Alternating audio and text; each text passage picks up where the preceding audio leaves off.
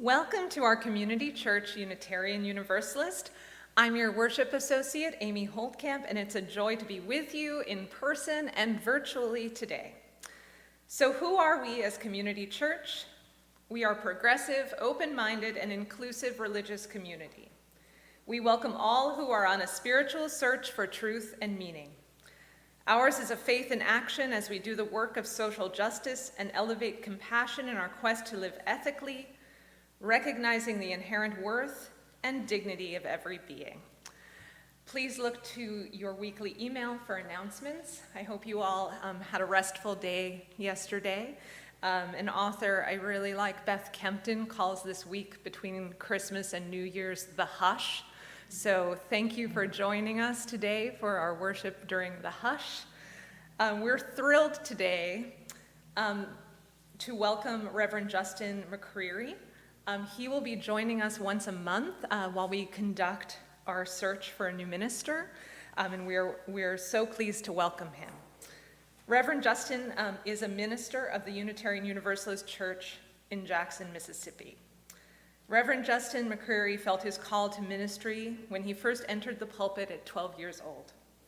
He spent much of his youth preaching and teaching, which led him to finish his Master's of Divinity at Harding School of Theology in Memphis, Tennessee in 2005. While working on his Master's in Divinity, Justin began working in social justice with the Raleigh Community Church of Christ in Memphis, Tennessee. After completing his degree, he went on to work as a medical chaplain at Le Bonheur Children's Medical Center in Memphis, the G.V. Sonny Montgomery VA Hospital in Jackson, and the Acera Care Hospice in Senatobia, Mississippi. Justin first felt his call to Unitarian Universalism in 2006 while working at the Children's Hospital, but would not answer that call until 2011. In 2013, he began serving as the half-time contract minister for the Unitarian Universalist Church of Jackson in central Mississippi. Since that time, Justin has been an active voice in the Mississippi State Capitol, supporting marginalized communities and lobbying for social change in the streets of Jackson, working with organizations like the Poor People's Campaign, Mississippi Immigrants' Rights Alliance, Human Rights Campaign, ACLU, NAACP, Mississippi Reproductive Freedom Fund, and the Mississippi Religious Leadership Conference. He also works as a pastoral advisor for Mississippi's only CPE program at the VA hospital in Jackson. On his off Sundays, you can find him traveling the highways and byways to preach in other UU churches in Mississippi and Louisiana, sharing the good news of Unitarian Universalism, and spending quiet evenings at home with his wife, Alicia. So welcome. We're so happy to have you here today. It is Community Church's custom to light a chalice invoking hope and eternal truth to our worship with the song, "We Light This Flame."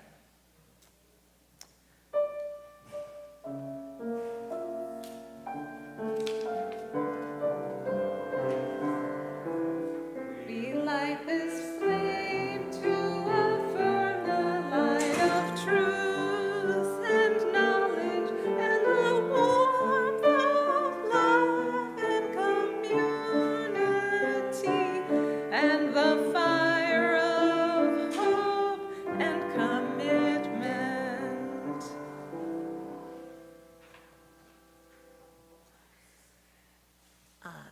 And now we'll go straight to our musical interlude.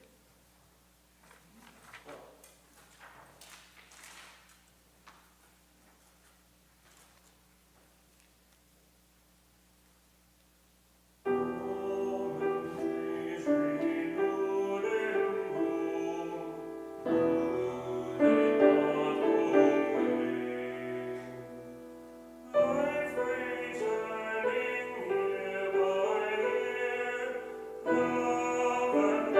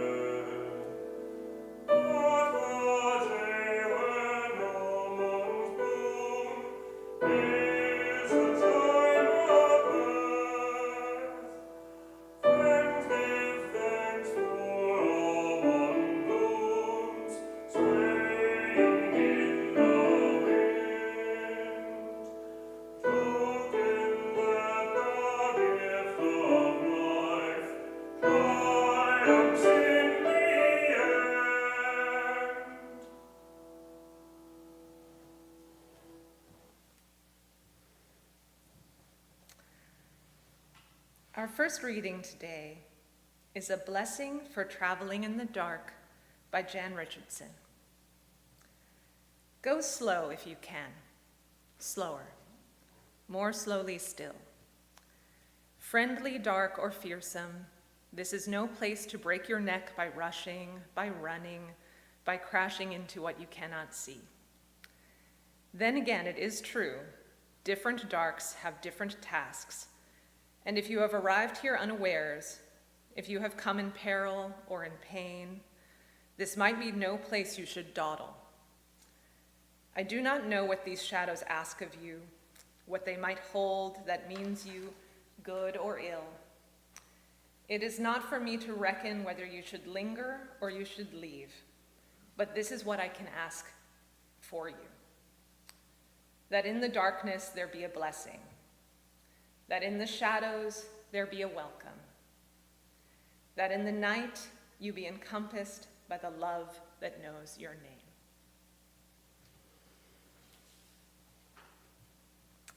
Community Church Unitarian Universalist is a self-sustaining congregation.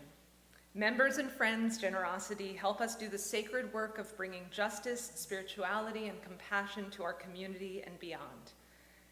You can give online at ccuunola.org/stewardship or by text at 504-370-2659, text give.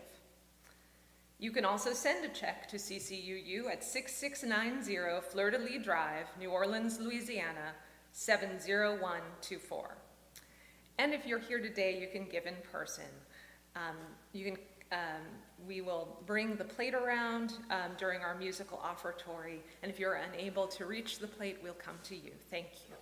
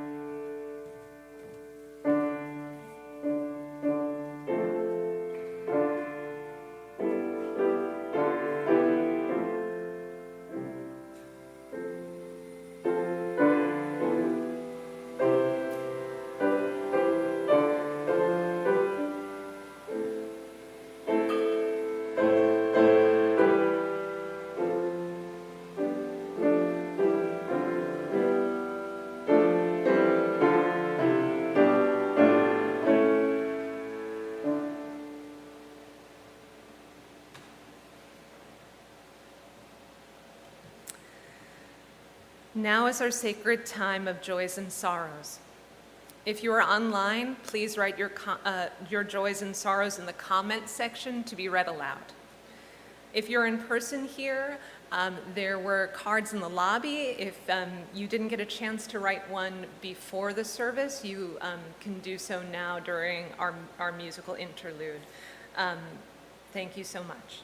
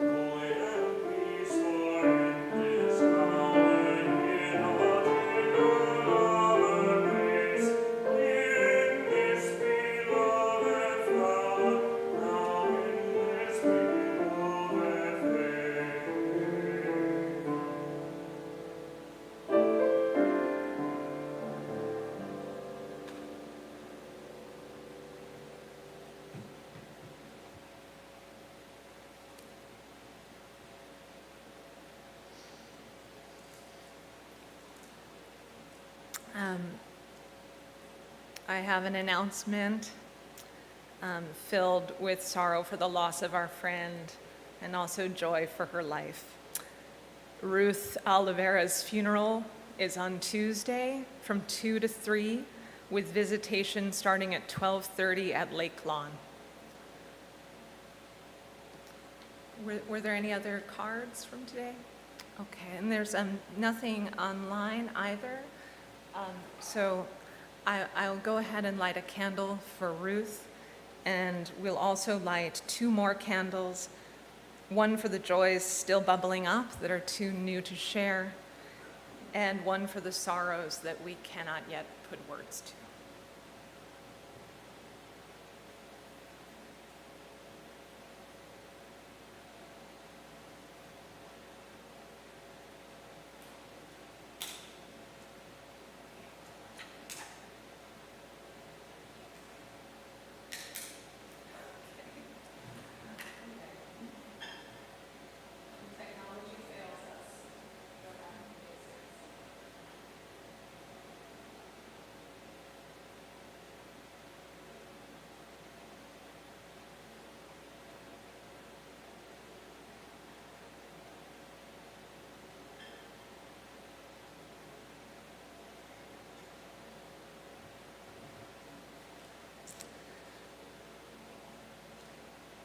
Our second reading today is Poem for a New Year by Matt Goodfellow. Something's moving in. I hear the weather in the wind, sense the tension of a sheep field and the pilgrimage of Finns. Something's not the same. I taste the sap and feel the grain, hear the rolling of the rowan ringing, singing in a change. Something's set to start. There's meadow music in the dark, and the clouds that shroud the mountain slowly, softly start to part. And now I welcome Reverend McCreary to the pulpit.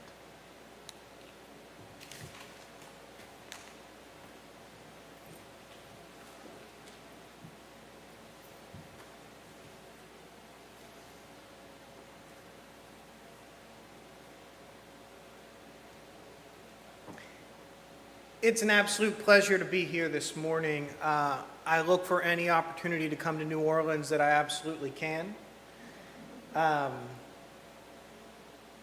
There's something about crossing over Lake Pontchartrain that just makes me feel happy. And that's just me. So I am so excited to be here. And thank you so much for opening your pulpit to me. So if you've heard me preach around the new year, you've probably heard me preach a sermon very close to this one. See, there are times in the wheel of the year that call us to these traditions, these deep cultural, familial, these traditions that we have with each other, these friends that we build annually. We finished one of those big traditions this week. Some of us call it Christmas, where we celebrate the birth of the hope that comes with the birth of a child, or Hanukkah, celebrating lights that don't go out when they should, or the solstice, where we can finally begin to look forward to days getting longer again after a cold winter. And during these times, it feels like sometimes I can shut my eyes and reflect on the memories of the past, the sunsets of the days long gone, and carry them with us into the dawn. And we approach one of those days today. I remember so many years ago, December 31st, 1999, I stood on a hill in West Liberty, West Virginia. I looked up at the sky at midnight, waiting for planes to fall from the sky, for computers to crash, and the world to catch on fire because of some code in older computers. And of course, that didn't happen. But I'll never forget the feeling looking up at the sky, buzzed from prior libation, wondering what the years to follow would bring. I was 21 years old. I stand before you today at 42, And I will confess, most of my expectations lay forgotten like the sunsets and sunrises that came in all those days and in all those moments. Life has not been simple in those 20-odd years. It's not followed the plan that I made. But I'll tell you what, it hasn't been boring. In those days, I couldn't imagine the world that I live in today. A world without my grandparents in it. I couldn't imagine a world where I had no one to call on my long ride home to visit my parents on West Virginia. I couldn't imagine a world where my parents, and especially my father, wasn't one of the strongest men I'd ever see in my life. I couldn't imagine the 20 years of war in the world that was born almost 2 years after that New Year's Day. Like I said, it isn't to say it has been bad. In that time, I got married. I became part of a new family. I embraced a new way to practice my faith, as was explained in my bio. And I was ordained into UU ministry. And I got to visit New Orleans over and over again. Yes, the last 20 years have been a roller coaster of change and growth and utter frustration. But that's okay, because like I said, it wasn't boring. But the universe and the earth and the world around us does not stop so that we can take stock of such times. It moves us through space-time at breakneck speeds, and while I travel through time, I wonder where my memories live. I wonder if time itself is truly linear, not about whether we can travel back and forth, but what is it that is being pushed through time that happens to just be me? What am I in the expanse of the universe as moments lay upon moments and as we move forward? I ask myself, is the moment that I just spoke gone? Or does it live somewhere waiting to be devoured by the Langoliers? I mean, look, the calculation of days is slightly arbitrary. And I do mean slightly. Of course, it's based on the Earth's rotation, the amount of time it takes the Earth to revolve around the sun, and where the moon stands in the sky. Sure, and there is an inherent calculus in it. Yet every 4 years, we still have to add a day so that we can round up on a daily basis. Albert Einstein once wrote, "People like us who believe in physics know that the distinction between past, present, and future is only a stubbornly persistent illusion. Time, in other words, is an illusion." But the calendar does give us a way out of that. We can catalog all these things in time and offer them up once a year and let them go. We call that the new year. Where we can take these bitter offerings and leave them to be crushed beneath the ball that drops on Times Square. Don't get me wrong, it takes work. It's not quite simple to let go. In the progression of time, whether it exists or not, helps to remind us that we are always a work in progress. So that someday we can look back at the gaffes that we make and be okay with them. Maybe even laugh at the mistakes we made, knowing that we have grown since that time. Because memory is not a mirror. It doesn't reflect what happened to us, our choices, our mistakes. Memory is a story we tell ourselves about the times that are no longer now, and it is filled with power. Which is why tracking time, whether it is real or not, is useful and powerful. Every year for the last 10 years, I've sung the words to Auld Lang Syne to anyone who'd listen around this time of year, whether they wanted to hear it or not.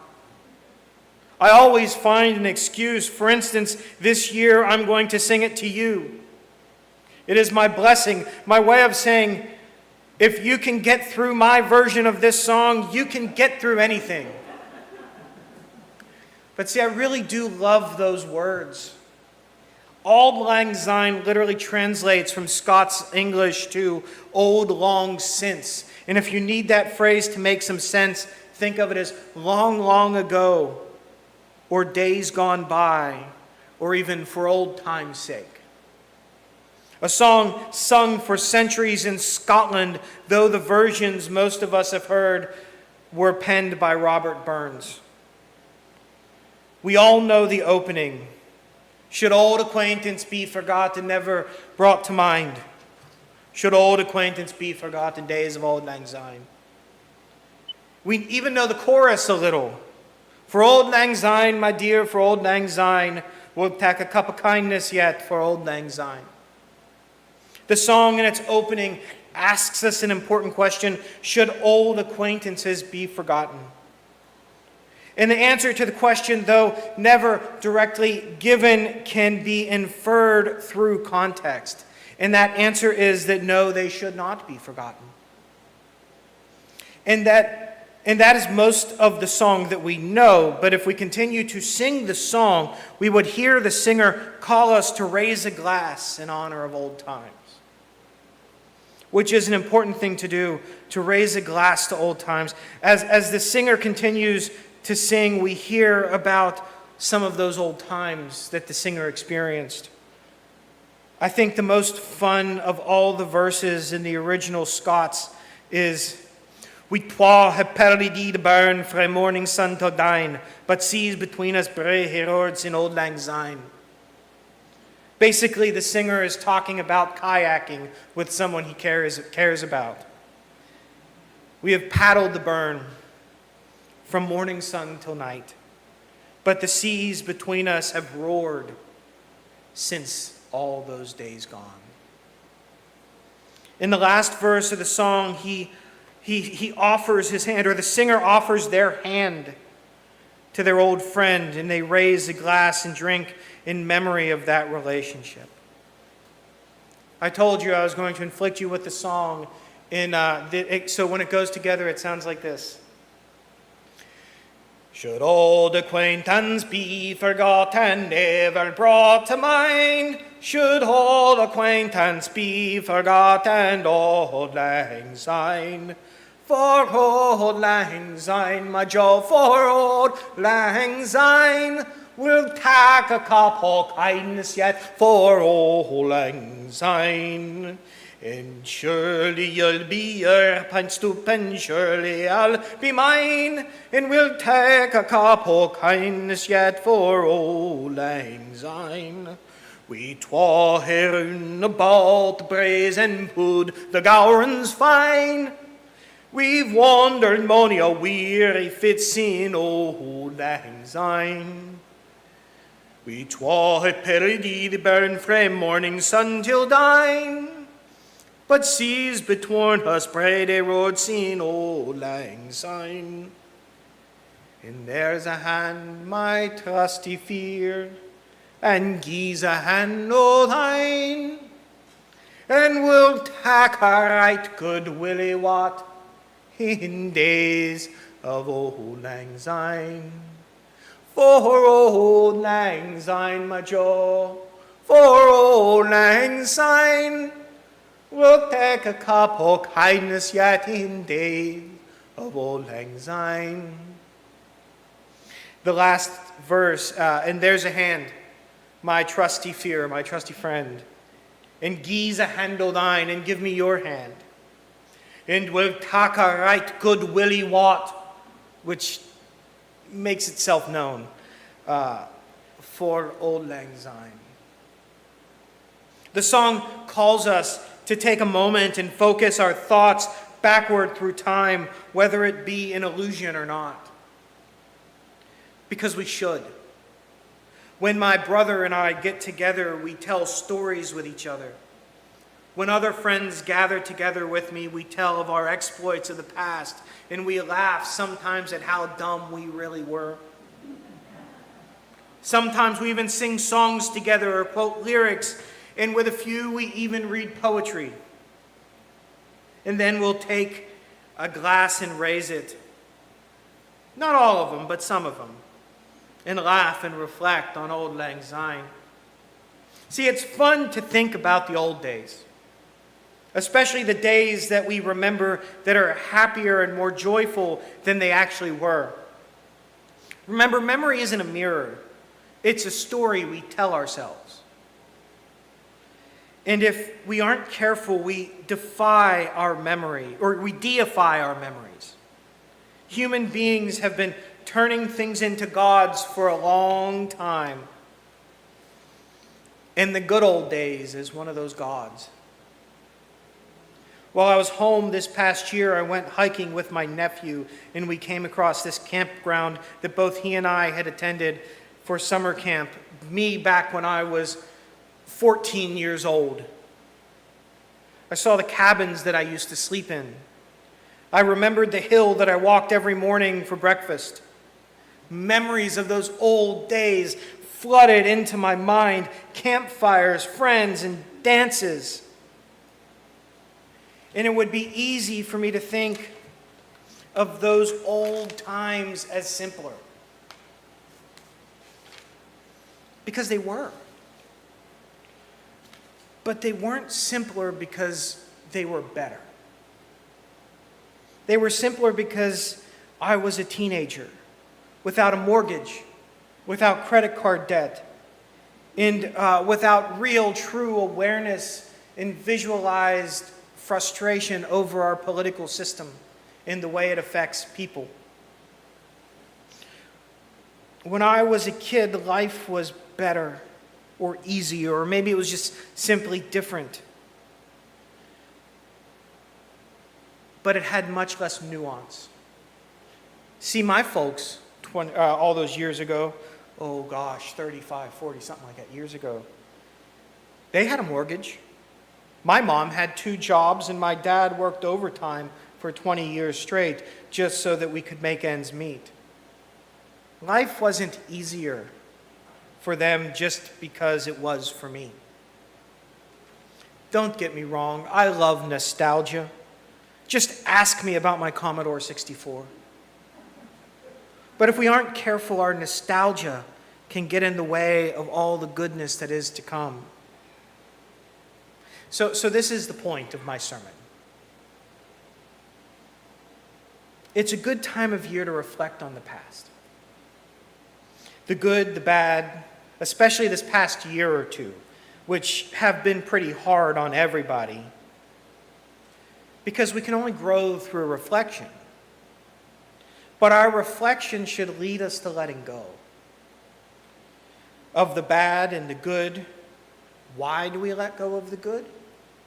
Because wine that sits too long turns to vinegar, and sand squeezed too tightly in the hand runs out. We can't hold on to our past, good or bad, because it turns the future bitter. The past can be dangerous if we try to spend too much time there. But it can also be a reminder that tough times do not last. So, as the sun sets on this year, reflect, let go, and take a right good willy waught for the days of Auld Lang Syne. Remember your friends gone. Remember your friends here. Sing a song you like for no reason. Dance through the kitchen. Love somebody. Love the people long gone and light a candle for them. But move forward, because we can carry that with us. We just can't live there again. Thank you for listening.